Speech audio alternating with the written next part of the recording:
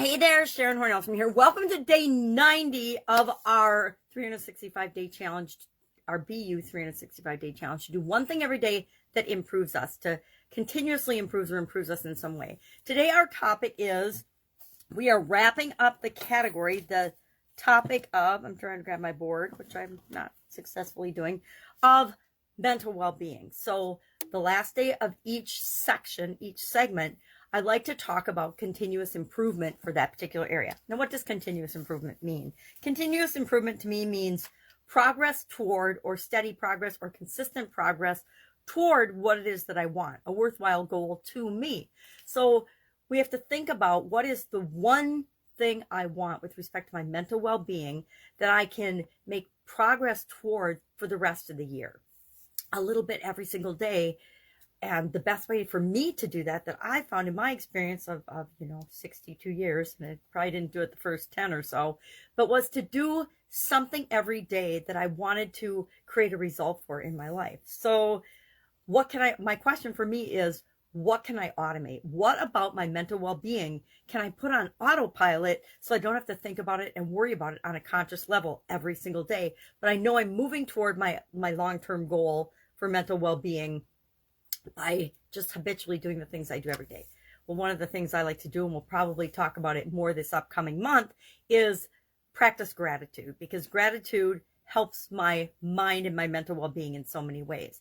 But I also do other things. I could add an affirmation, my overall biggest, best, move me toward my mental well-being goal affirmation every day, and I could add that to something else I do automatically every day. Maybe every time I get a cup of coffee, I will say my mental affirmation or a mental affirmation. So every time I have a cup of coffee, I either say the same one or a slightly different one, whatever feels right for me. But I want to find ways to make moving toward what I want automatic.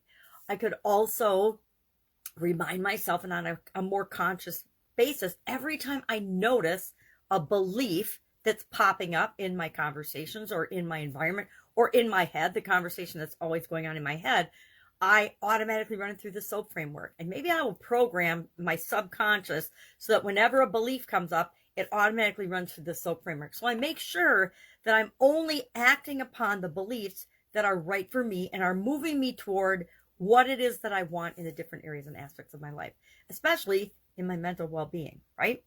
So that's our action item today, is to find one thing going forward that you can do automatically to move you toward your overall mental well-being goal and objective for this year. Mine, I already know. I'm going to add an affirmation. And I just thought of it right now as we were talking. Every time I make a cup of coffee and every time I drink a cup of coffee, I will say my number one mindset, mental well-being, mental health related idiom. Not idiom. I obviously have idioms on the brain every day. Affirmation. So I will create a new affirmation that supports my overall, and I've created a bunch of affirmations during this month, but I'm going to go back and I'm going to review the entire month. I'm going to say, okay, what feels right for me? What feels best for me? And I'm going to do it every day, every time I have a cup of coffee.